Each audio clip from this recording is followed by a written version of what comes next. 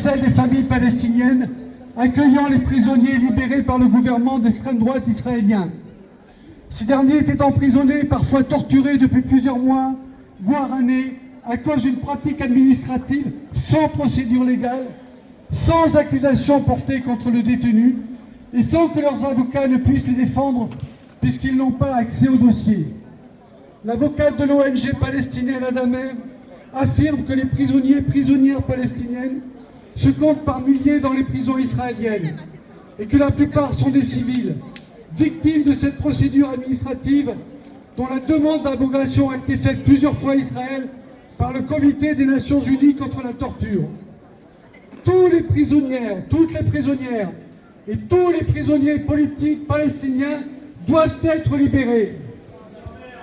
Il y a dans l'histoire des mots qui s'épaulent l'un l'autre et qui séparés menacent l'existence de chacun d'eux et ce qu'ils signifient. Il y avait des mots paix, justice et respect. Monsieur Trump, contrairement à ce que vous dites, la paix n'est pas du tout au bout du plan que vous avez concocté avec Israël. Car il s'est fait avec la mise de côté et le mépris le plus total de la pollution palestinienne, qu'elle soit de Gaza ou de Cisjordanie. Suprême mépris, la domination d'un ex-premier ministre de l'ancienne puissance coloniale comme futur dirigeant d'un obscur conseil de paix. Monsieur Trump, votre plan n'apportera pas la paix durable attendue, car il n'apporte ni la justice, ni un État, pourtant promis au peuple palestinien dans chaque plan ou accord, mais jamais mis en œuvre.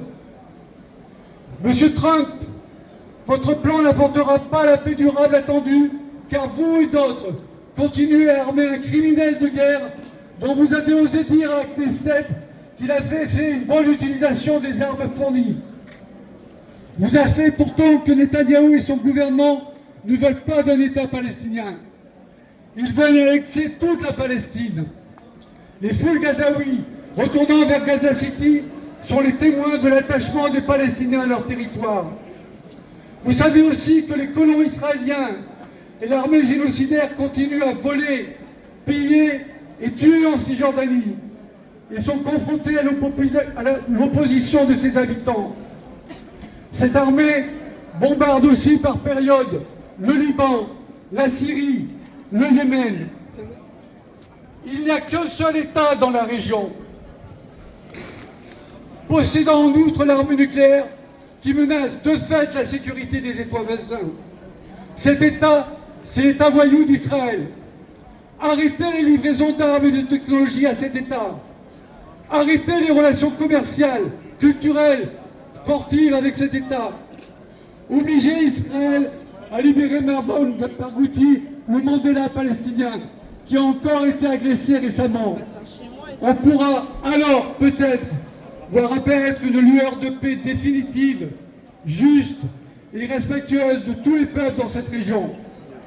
Pour cela, il faudra aussi que le plan de paix soit élaboré avec les Palestiniens et Palestiniennes, représentés par les personnes qu'ils et elles auront choisies, et non par celles choisies par des puissances coloniales, anciennes ou actuelles, ou par des États arabes.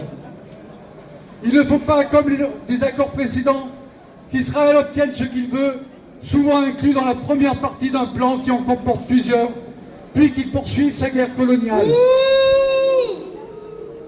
À l'heure où je parle, le génocide continue. Des Palestiniens et des Palestiniens souffrent de malnutrition, de famine, de manque de soins. Il y en a parmi eux qui vont mourir. Le nombre de 600 camions entrant par jour prévu dans l'accord de janvier 2025 et dans le plan Trump n'est toujours pas atteint.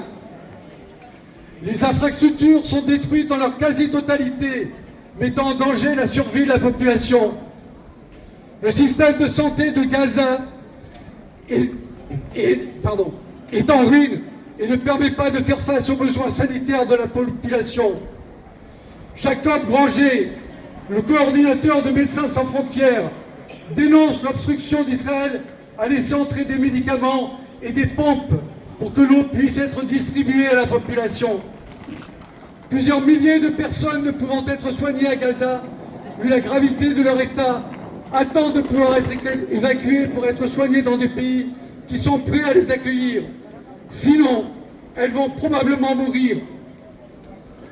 Quant au cessez-le-feu, il est tout relatif, puisque l'armée israélienne a encore tué mardi et mercredi dernier des civils à Gaza, avec comme souvent le prétexte que ces personnes s'approchaient des positions de l'armée israélienne. Il est d'autant plus précaire que l'armée israélienne menace de reprendre ses bombardements si le désarmement du Hamas n'est pas effectif. Nous sommes donc encore loin du cessez-le-feu réel et permanent que le peuple palestinien souhaite.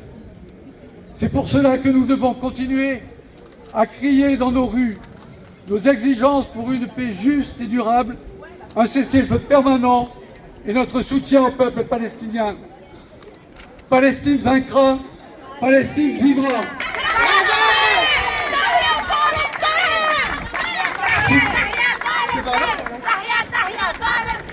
Free, free Palestine! Free, free Palestine! Free, free Palestine! Free, free Palestine! Free, free Palestine! Free, free, free Palestine! Free, free, free